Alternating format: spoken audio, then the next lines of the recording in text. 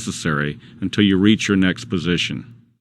The rush is selected when there is no cover or concealment along your route and/or enemy fire allows brief exposure. Roll or crawl away from your current firing position. Raise your body by straightening your arms and springing to your feet. Run to your next position, keeping the distance short and trying not to stay on your feet longer than 3 to 5 seconds so the enemy cannot track you with automatic fire or bring accurate fire onto you. Plant both feet just before hitting the ground and fall forward by grasping the heel of the butt of your weapon and using the butt of your weapon to break your fall. Hedgerows or thick vegetation provide concealment when using the low or high crawl. Large rocks, trees, fallen timber, stumps, rubble, vehicle hulks, folds or creases in the ground. These features can provide cover and concealment for use as temporary positions. Use the rush if the area between them has no concealment. High grass or weeds. This only offers partial concealment.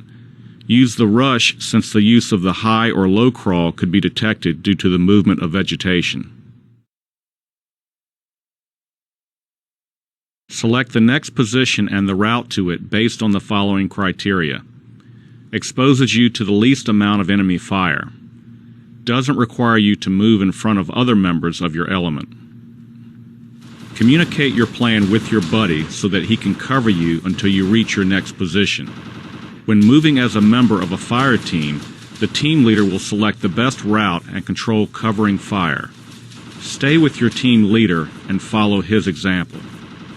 So alertness and all-around security are mandatory. For example, the enemy might appear not only from the front, the flanks, and the rear, but also from above and below.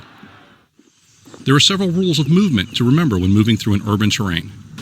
Take care to avoid silhouetting yourself in doors or windows or on rooftops.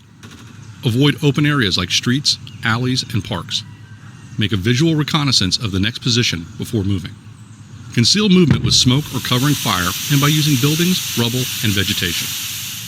Always move rapidly from one position to another. Avoid open areas. They are natural kill zones for the enemy. If you must cross an open area, reduce your risk by taking the following basic precautions. Make a visual reconnaissance of the area and position. Select a route that has some cover or concealment. If none is available, use smoke or covering fire provided by the rest of the team. When ready to move, use the most direct route and move rapidly. This will decrease the chance of the enemy to place well-aimed shots. When 2 or more soldiers must cross an open area, they must prepare to move together to the next position. On a planned signal, the group moves across the open area to the next position at the same time. They move rapidly, about 5 meters apart. Corners are hazardous to untrained soldiers who fail to remain alert. The 3 most common mistakes untrained soldiers make in regard to corners are failing to recognize the danger area, extending their weapons beyond the corner, exposing their presence, exposing their heads at a height that the enemy would expect to see them. To observe around a corner, lie flat on the ground, then move forward slowly, ensuring that your enemy is not forward of the corner. Next, expose your head slowly at ground level so that it appears to be a shadow. Expose your head only enough to observe around the corner.